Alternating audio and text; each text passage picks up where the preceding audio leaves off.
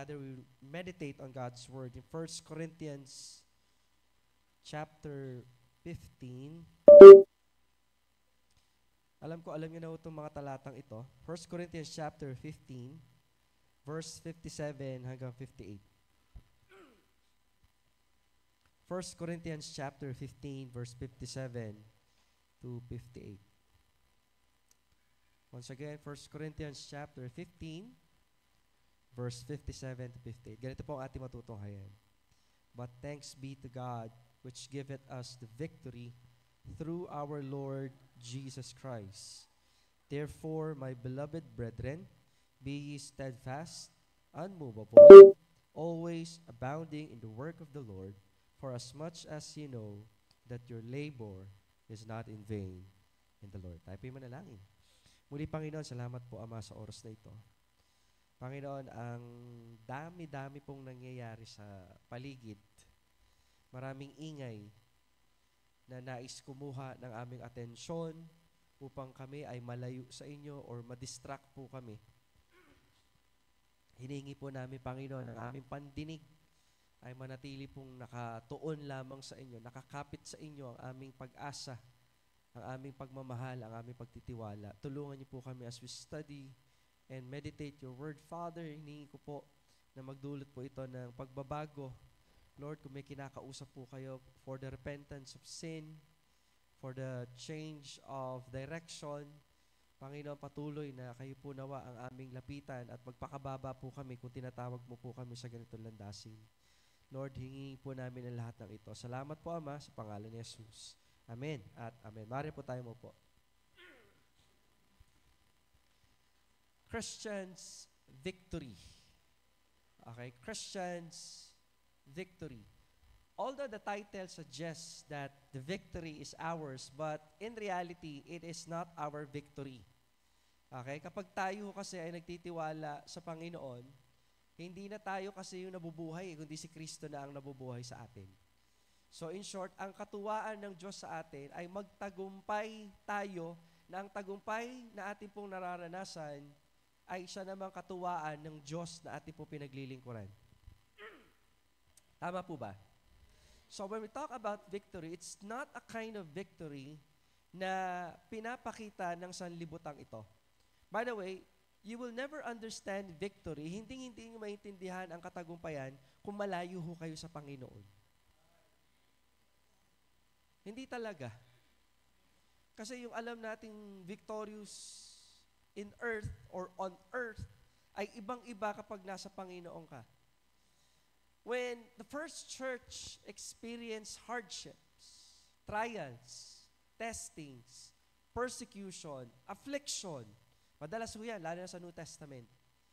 Ang definition po nila ng pagiging victorious ay parang kagaya ng kay Joseph. Ano yun? And the Lord was with Joseph. Yun ang katagumpayan ng isang mananampalataya. So when the first church, they experienced martyrdom, sinusunog sila ng buhay, pinapakain sa mga leon, binabalatan ng talampakan, tapos pinapalakad sa dagat, piniprito ng buhay, which is nangyari yan kay Apostle John. Miraculously, hindi siya namatay. Bakit? Pinangako ng Diyos eh. Hindi siya mamamatay. Hindi siya namatay. Paano siya namatay? Katandaan. Alam mo yan? Minsan iniisip ko kung ano yung iniisip ni John. Kasi kung usaping pantao, Lord, minunano rin kaya beku. Chuno eben. Ako lang itatagan. Alam mo yan? Pero syempre, dahil ang paglilingkod sa Panginoon, isa sa pinakamasarap na mangyari sa buhay ng isang mananampalataya, I believe Apostle John is enjoying serving the Lord. Remember, hindi masarap ang buhay ni John. Kasi kilala siya eh. He's the last apostle. Okay? So gagawin ng lahat to discredit Christianity, and for them to discredit that, tatanggalin nila si John as, alam mo yun, one of the last witnesses. Diba? So, when we talk about victorious life, Christianity, okay, in the first church, naranasan nila yon. Hindi ho sila mayaman, hindi sila sikat in a sense na kagaya ng kasikatan ngayon, kasi sikat sila kasi hinahunting sila ng lahat. Paano hindi sila hahantingin? yung makakakita sa kanila may reward. Tapos yung makakahuli sa kanila, alam mo yun, they will put them in Colosseum for the people to see, para makita sila. Pero dahil nananampalataya sila sa Panginoon, yung sinabi ng Apostle Paul, for me to live is Christ and to die is gain. That's the reality. So habang sinusunog sila, lahat ng tao nagsisigawan. Hindi dahil natutuwa sila. Kumbaga, they were so amazed na yung mga sinusunog nila na dapat, alam mo, miserable yung buhay nila, habang sinusunog ng buhay, ando doon, pumapalakpak at nagpupuri sa Panginoon habang pinapatay sila. So sabi ng mga nanonood, gusto namin kung ano yung meron sa kanila. Kasi sila, they have all the freedom in life, and yet they're not victorious. They are defeated in this life. Why? Because they don't have the author, the giver, and the sustainer of life. Unlike tayo, amen? Or iilan lang sa atin. Kasi kung hindi tunay si Kristo sa iyo, hindi ka kikitaan ng victorious Christian living. Wala talaga.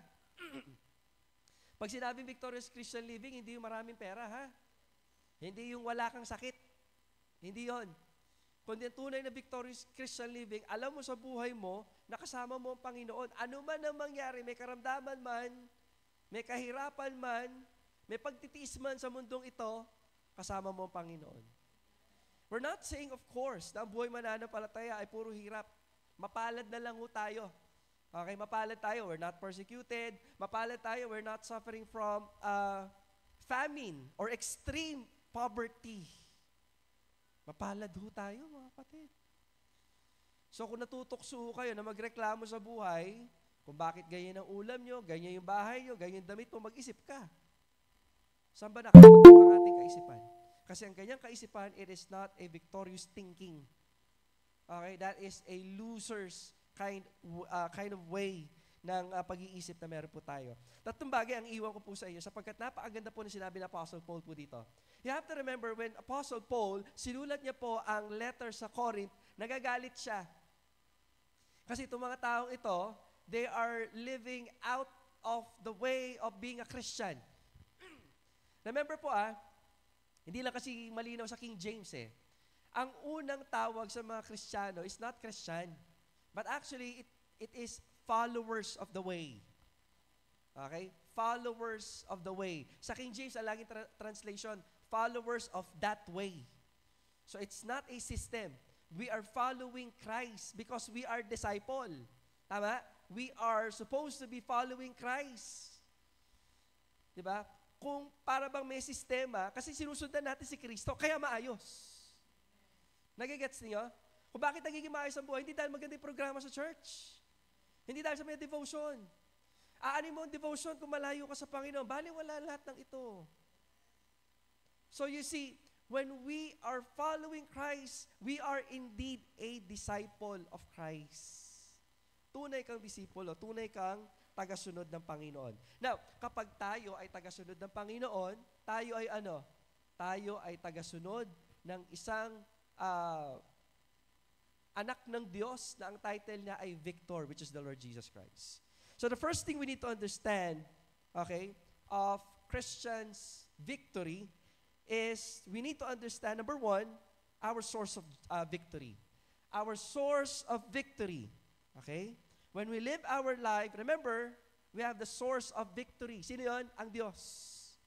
Okay? Sino to? Si Jesus Christ. Kasi sabi dyan, verse 57, but thanks be to God which giveth us victory through our Lord Jesus Christ. So He's the source. So what? Kung siya yung source. Ngayon, kung ang pagtatagumpay ay dahil kay Kristo, huwag tayong hiwalay kay Kristo.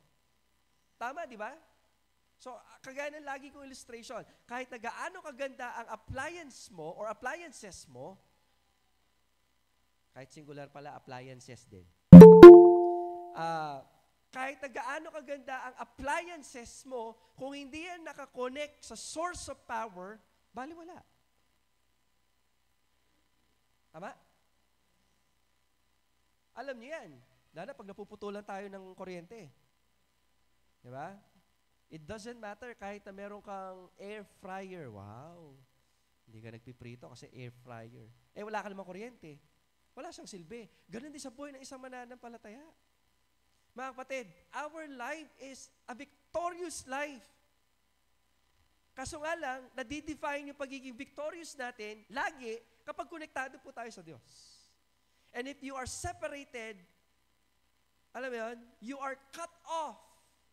You are amputated, putol. Sa Panginoon, wala kang magagawa. Amen? Kasi, paano tayo magkakaroon ng victorious life kung ang ating mindset, ang ating isipan na hindi sa Panginoon? Hindi ka makapag-isip ng tama. Paano masasabing victorious ka kung wala kang kapayapaan? Kung wala kang kaayusan? Sapagkat ang kapayapaan, kaayusan, everything that is good can be found, kanino? In Christ. So you have to remember, if we need to understand yung pagiging victorious po natin, the source of victory, wala nang iba, kundi ang ating Panginoon. Pangalawa na kinakailangan po natin ma-realize is not just the source of victory, but rather we need to have a sense of victory. Okay? We need to have a sense of victory. Anong ibig sabihin niyan, Pastor? Tandaan po ninyo, ha? Kung ikaw ay na kay Kristo, ay huwag ka mabuhay na parang talunan. Matagumpay ka kay Kristo. Diba? So, ang nagdi-define na pagiging victorious po natin is not your situation at all, but your relationship or your status in Christ. Kung ikaw ay anak ng Diyos, walang dahilan para maging malungkot ka. Tama? Nauso ang tinatawag po nating manifesting. Okay? That's not a Christian way. Yung magmamanifest, okay, somehow parang there's some power na kinakailangan, iset mo yung mind mo doon. Kapag sinet mo yung mind mo doon, yun yung mangyayari. Although, naniniwala tayo sa kapangyarihan ng pag-iisip. Okay? Kaso nga lang, ang pag-iisip na yan, ipapasakop natin sa Panginoon. Amen? Remember, be not conformed to this world, but be transformed by the renewing of your mind. Tama? That ye may be able to comprehend, to understand yung will ng Panginoon sa buhay po natin. Sabi ng Romans chapter 12. Tama? Kaya nga, huwag tayong makiayon. So, ibig sabihin, if you are in Christ, you need to have what? A sense of victory. Sense of victory, wala siyang kinalaman sa inyong sitwasyon. Again and again, it is your status or your relationship lagi sa Panginoon. Pag tama ang relasyon mo sa Panginoon, victorious ka. Maraming tao, ang daming pera, wala silang kapayapaan. Wala sila sa ayos. Wala. Even the most wisest, the most handsome, the most powerful, in biblical times, which is si King Solomon, ginawa niya ng lahat eh. Sabi niya, walang makakapag-satisfy talaga ng tao, which is very true. Very true. Yung sinulat niya Ecclesiastes, alam mo yun, nandun na siya sa dulo ng kanyang buhay eh. Alam niyo, kahit na anong talino nyo, kung hindi tayo lalakad ng maayos sa Panginoon, hindi ka makakaranas ng katagumpayan. Yeah, kita si Solomon, pinakamatalino yan. Alam niyo, bawal sumamba sa Diyos-Diyosan, pero alam niyo, dahil matalino, akala niya, may malulusutan siya. Yung dati-dating, alam mo yun, na sa Panginoon lang siya sumasamba, later on, sumamba siya kay Molech. Alam mo yun, yung Diyos-Diyosan na nagre-require ng infant sacrifice. Baby sacrifice. Imagine mo yun. Matalino yan. So the end goal of being a Christian, hindi yung pag-alam ng maraming verses. Marami ng pastor ngayon nagsisibagsakan sa kanilang pamumuhay bilang isang mananampalataya. Salamat na lang na talagang ang pananampalataya dapat natin ay nakasandig, hindi sa kahit na kaninong tao, kundi sa Panginoon po lamang. Tatandaan niyo po yan. Even I myself, I make sure. Okay? Kinakailangan siguraduhin ko din na kung bakit ko ginagawa ito, hindi para i-please lang kayo, kundi, alam mo, i-please ang tumawag sa akin at nagbigay ng buhay sa akin. Wala nang iba kundi ang Panginoon. So dumating man sa punto ng buhay ko na wala nang nabibless, di ba? Dahil, alam mo, it compass everything. Kung ano mang galing na meron yan, okay lang, as long as you're faithfully doing what the Lord has told you to do, then go on. Hindi man ako sikat na maraming kapastoran sa panahon ngayon, okay lang yun. Mas maganda pa nga yun eh. Sabi ko nga lagi sa inyo, mas masarap maramdaman yung walang-wala ka, mahinang-mahina ka sapagkat ang pag-asa mo at lakas mo ay ang Panginoon lang. Mas maganda na yun. Kaya sa punong-puno ka ng kumpiyansa sa sarili mo, sa galing mo, sa talino mo, sa yaman mo, pero hindi ka matagumpay. Bakit? Malayo ka sa Panginoon. Ulitin ko ha, ang katagumpayan ng mananampalataya ay hindi sa mga bagay na meron siya, kundi sa relasyon niya sa Panginoon. Number 3 and last. So we have the source of victory, we should have the sense of victory, and we need to stay on being victorious. We need to stay on being victorious. Sabi ng 58, ganito, therefore, my beloved brethren, be steadfast. Okay? Ano nga uli ang pagiging victorious? Malapit sa Panginoon. Tama? Tama? Tagumpay ka nun. Panalo ka nun. Ngayon, talo ang kaaway. Ngayon, para manalo ang kaaway, anong gagawin niya? Ilalayo ka sa Panginoon. Kasi nga, sabi ko kanina, ang pagiging victorious, malapit sa Panginoon. Tama po ba? So, ang gagawin ng kaaway, ilalayo ka sa Panginoon. So, i-redefine niya lahat ng alam mo. So, ipapaisip niya sa'yo, ang mahalaga lang sa buhay Kristiyano is paglilingkod. Kahit hindi totoo yung relasyon mo sa Panginoon, basta naglilingkod ka, panalo yun. Alam niyo po, maraming ganyan sa mga churches ngayon. Doon lang nila nararamdaman yung sense of spirituality pag na-involve sila sa gawain. Walang masama ang pag-involve sa gawain kapag nakasentro ka sa Diyos ng gawain. Ang masama ay meron kang paglilingkod sa gawain, pero hindi ka konektado sa Diyos ng gawain. Ang daming ganyan ngayon. Daming ganyan ngayon. Kasi masarap yung feeling na marami nakakakilala, marami tayong natulungan. Sa totoo lang, masarap sa feeling talaga. Pero bagaman, alam ko masarap yan, so may sentro pa rin tayo. Ang tanong, Lord, napasaya ba kita?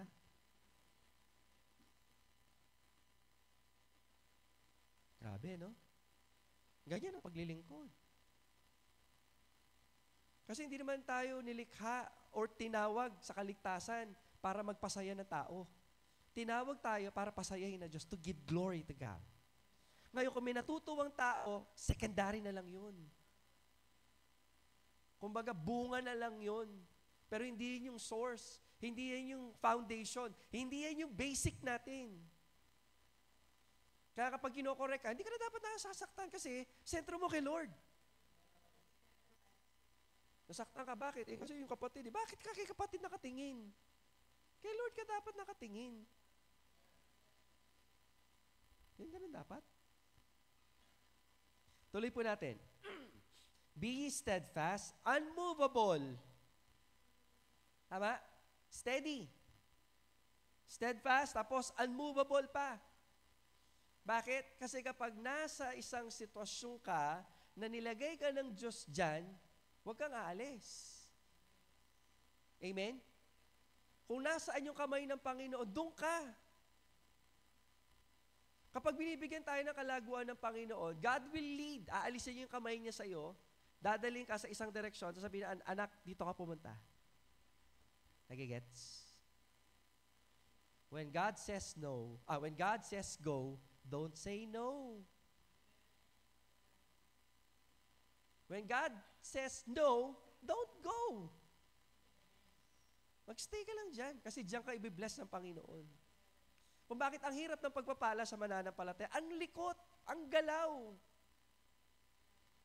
Ngayon, paano yan, Pastor? Again, it boils down to your relationship to God. Ano ba yung sinasabi ng Lord sa iyo? Yun pa yung isang dahilan kung bakit hindi ka dapat naiinggit sa ibang tao. Ang pagpapala nila, sumusunod sila sa Lord. Ano trabaho mo? Sundin mo ang Panginoon. Hindi mo trabaho tignan ng ibang tao. Because again, if you want to have a victorious Christian life, you need to be connected to God. Yun lang naman yun eh. Kaya si Apostle Paul, sabi niya, nagpapasalamat siya sa verse 57, sa Diyos which giveth us victory, kanino? Through our Lord Jesus Christ. Again, because we are disciples. We are followers of Christ. Tapos ano sabi pa dyan? Always abounding in the work of the Lord. Okay? Pag sinabi nating abounding, parang equivalent siya to the word productive, fruitful. Amen? Minsan kasi gusto natin na pagiging fruitful kasi equivalent siya to blessing. Wala namang masama doon. But if you want to be genuinely fruitful, you need to be faithful. Tapat tayo sa Panginoon. Hindi nawawala doon, ha? Kasi kapag nawala si Kristo sa bawat preaching natin at nawala ang sentro ng gloria sa Kanya patungo sa atin, kasi madalas ganun eh. Sa mga preaching nga, ano bang dapat kong gawin para maging maayos ang buhay ko? Although that's good, but it's not about you. Kaya tuloy ang nangyayari, kapag may problema, nagre-reklamo kay Lord. Lord, ba't ganito nararanasan ko? Tanungin mo muna, sino ba dapat ang pinapasaya? Ikaw o ang Diyos? Tapos, memorize mo pa yung Galatians 2:20. For I am crucified with Christ, nevertheless I live. Diba? Yet not I, but Christ liveth in me. Ano kasunod doon? Yung buhay and the life which now I live in the flesh, I live by faith ba? Sa pamamagitan pa? Yes! Sa pamamagitan nino again? Kay Kristo pa rin eh. Na anong sinabi doon? Who loved me and gave Himself for me. Diba? Yun po yun mga kapatid. Kaya sabi ko nga, lagi ang sentro dapat si Kristo. Kasi kung hindi po tayo magiging sentro kay Kristo, wala tayong pagtatagumpay. Malayo. So anong tanong natin ngayon? Kamusta na ang pamumuhay kay Kristo? Nasa sentro ba o wala? Parang dart lang yan eh. Kapag kay Kristo ka, dapat lagi sa sentro. Panalo ka nun. The more you draw closer to God, the more na mas nagiging matagumpay ang buhay. Amen?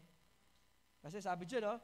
Always abounding in the work of the Lord, for as much as ye know that your labor is not in vain. Kanina, sabi ko po, ang gagawin ng kaaway, iaalis kayo sa sentro. Para maupo, kung di man ang dyablo, ang gusto niya, ikaw yung maupo sa trono ng iyong buhay. Yung lagi sinasabi ni Pastor Ben, yung si Kristo nasa labas na. Okay? Yun yung sinasabi sa Revelation. Si Kristo nasa labas ng pinto at tumutok-tok. Bakit? Na dapat ine-enjoy yung fellowship, mas inuna mo yung sarili mo. So ngayon, ano dapat po natin gawin? Kinakailangan, magpatuloy po tayo sa kabila ng ating nararanasan. Okay? Because again, the definition of a victorious Christian life is a Christian is always connected to God. Ngayon, kapag konektado po tayo sa Panginoon, di ba, it takes a lot of work. Amen? Gigising ka ng madaling araw, magtatrabaho ka just to give, sa offering, sa tithe, sa mission, sa bread for life, karakan giving yan. Ngayon, anong sabi ng Panginoon? Dahil nakasentro tayo sa paglilingkod natin sa Diyos, your labor is not in vain in the Lord. Nung hindi ka mananampalataya, bali wala sa iyong pera kahit sa amin iwaldas yan. Bakit? Nasisiyahan ka eh. Tama, di ba?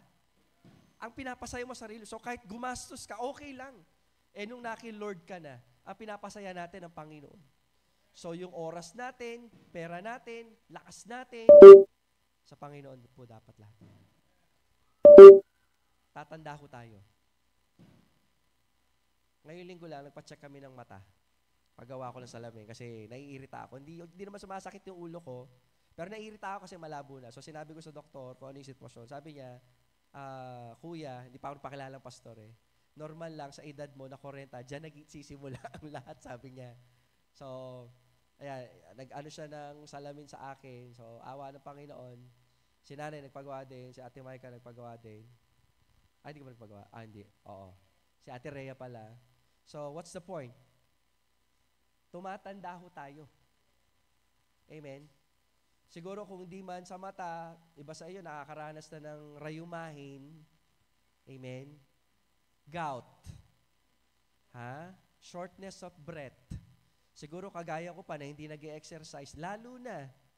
O, samahan pa ng unhealthy lifestyle ng pagkain, unhealthy lifestyle ng pagpupuyat. Diba? So siguro, magiging goal natin ngayong 2025, talagang isolid na natin. Ano pa yung mga area sa buhay natin na hindi natin sinusurrender? Mahirap, pero ang sabi dito, diba? Ang sabi dyan, for as much as you know that your labor is not in vain in the Lord. Nahihirapan ka? Tanong mo, nahihirapan ka? Sabihin mo, your labor is not in vain in the Lord. It's not in vain. In the Lord, ang sabi po doon. So ngayon, nahihirapan tayo, pero anong tawag natin dyan? Victorious ka pa rin. Ano man ang sitwasyon, your situation doesn't define the victory. Pero ang nagdi-define sa victory natin, kung tayo ba ay malapit o malayo sa Panginoon. Tanong ko ganito, are you victorious this evening? Kung victorious ka, pasalamatan mo ang Diyos. Kagaya ni Apostle Paul. Sabi niya, but thanks be to God. Ngayon, kung feeling mo naman, hindi, i-surrender kay God. Amen? So, lahat ng yan ay bigay natin sa Panginoon. Tayo po lahat tumayo. Tayo po manalangin. Muli, Ama, kami po ay nagpapasalamat ngayong gabing ito. Panginoon Diyos, pasalamat po sa patuloy na pangungusap niyo po sa amin. Father, we ask that you continue to speak to us. Specifically, Lord, sa mga areas sa buhay po namin na hindi pa rin namin na isusuko sa inyo. Lord, kinikilala po namin ang aming kasalanan, ang aming kahinaan. Tulungan niyo po kami, Panginoon Diyos, minsan pa na patuloy naming maranasan ang pagiging matagumpay.